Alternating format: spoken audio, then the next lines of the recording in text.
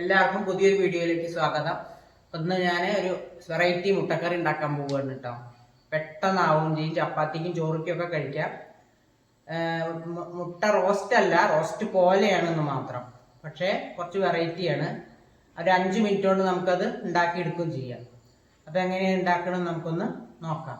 നമുക്കൊരു പാൻ അടുപ്പത്ത് വെക്കാം, ഒന്ന് ചൂടാവട്ടെ. ഇപ്പോഴൊക്കെ നമുക്ക് ഇൻഗ്രീഡിയൻസ് എന്തൊക്കെയാണ് നോക്കാം. കാര്യമായിട്ടൊന്നുമില്ല. സവാള കുറച്ച്, ഞാൻ ഇവിടെ അധികം ആളില്ലാത്ത കുറച്ച് എടുത്തുള്ളൂ. നിങ്ങൾ ക്വാണ്ടിറ്റി അനുസരിച്ച് ഇട്ടോളൂ കേട്ടോ. ഒരു തക്കാളി, കുറച്ച് കറിവേപ്പിൻ്റെ ഇല, കുറച്ച് ഇഞ്ചി വെളുത്തുള്ളി എടുത്തിട്ടുണ്ട്.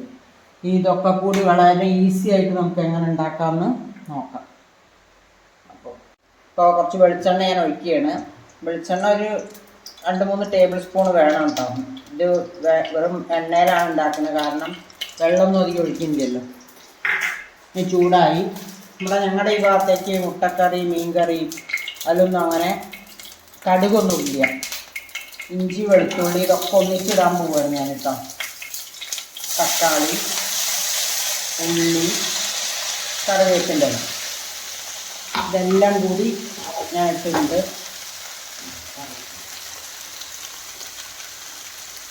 ഇതൊന്നങ്ങോട്ട് മിക്സ് ചെയ്യട്ടെ. അപ്പോൾ നമുക്ക് രാത്രിയൊക്കെ പെട്ടെന്നൊരു കറി വെക്കാൻ ചപ്പാത്തിക്ക് വേണമെന്നുണ്ടെങ്കിൽ വളരെ ഈസി ആയിട്ട് നമുക്ക് ഒന്നും ചെയ്യാനില്ല, എത്ര മാത്രമേ ഉള്ളൂ. ഇനി നമ്മളിപ്പോൾ കാര്യമായിട്ട് ഇതിൽ പൊടികൾ ഇടാൻ പോവുകയാണ്. അത് വാടൊന്നും വേണ്ട, അതിന് മുൻപ് പൊടികളൊക്കെ ഇടുകയാണ് കേട്ടോ. കുറച്ച് മഞ്ഞൾപ്പൊടി ഒരു 1/4 ടീസ്പൂൺ, അര സ്പൂണ് മതി. ഒരു ലേശം ഒരു 1/2 സ്പൂണ് മല്ലിപ്പൊടി, കുറച്ചല്ലേ ഉള്ളൂ, പിന്നെ അതിനനുസരിച്ച് ക്വാണ്ടിറ്റി എടുത്താൽ മതി. പിന്നെ കുറച്ച് മുളക് പൊടി, കാശ്മീരി വേണ്ടവർക്ക് അതും ഇടാം, ഞാൻ കാശ്മീരി ഇട്ടിട്ടില്ല. കുറച്ച് കുരുമുളക് പൊടി,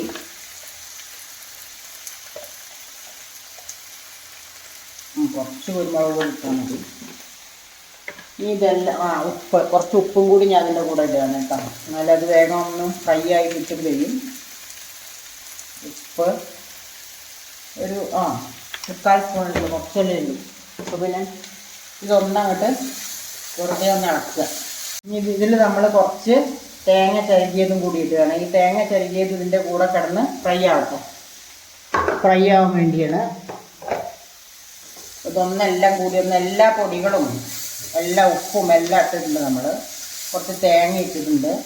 നമുക്കിത് ഒന്ന് ലോ ഫ്ലെയിമിൽ വെച്ചിട്ട് മൂടി വെച്ചിട്ട് ഫ്രൈ ആക്കി എടുക്കാം. നന്നായിട്ട് ഫ്രൈ ആവട്ടെ. 5 മിനിറ്റോളം ഞാൻ ലോ ഫ്ലെയിമിൽ വെച്ചിട്ട് അടച്ചു വെച്ചതാണ്. ഇപ്പോൾ ഏകദേശം എല്ലാം റോസ്റ്റായി വന്നിട്ടുണ്ട്, ഫ്രൈ ആയി വന്നിട്ടുണ്ട്. റോസ്റ്റ് എന്ന് പറയാൻ പറ്റില്ല. ഇനി ആദ്യം ക്യാപ്സിക്കം കുറച്ചുണ്ട്, ക്യാപ്സിക്കം ഇടാം.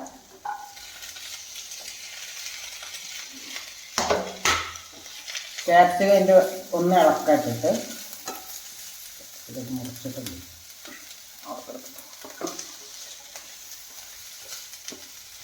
ക്യാപ്സിക്കം ഒന്ന് വാടിയാൽ മതി.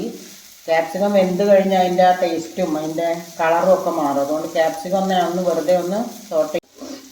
ഇനി ഇതിലേക്ക് മുട്ട ഇടുകയാണ്. ഞാൻ ഹാഫ് ഇട്ടിക്കുകയാണ്. പിന്നെ അവിടെ ആളധികം ഇല്ലാത്ത കാരണമാണ് ഇത്ര 2 മുട്ട ഞാൻ എടുത്തിട്ടുള്ളൂ കേട്ടോ. മുട്ട ഇട്ട് കഴിഞ്ഞാൽ പിന്നെ അത് ഇളക്കണ്ട.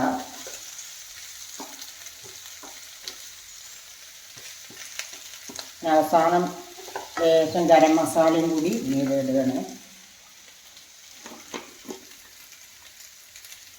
ഇനിയിപ്പോൾ ഗ്രേവി ടൈപ്പായിട്ട് എല്ലാവർക്കും ഗ്രേവി വേണമെന്നുണ്ടെങ്കിൽ തിളച്ച വെള്ളം ഒരു ലേശം ഒഴിച്ചിട്ട് ഗ്രേവി ആക്കാവുന്നതാണ് കേട്ടോ. ഞാൻ ഗ്രേവി ആക്കുന്നില്ല, എനിക്കിവിടെ ചപ്പാത്തിക്കൊക്കെ കഴിക്കാനുള്ളതാണ്.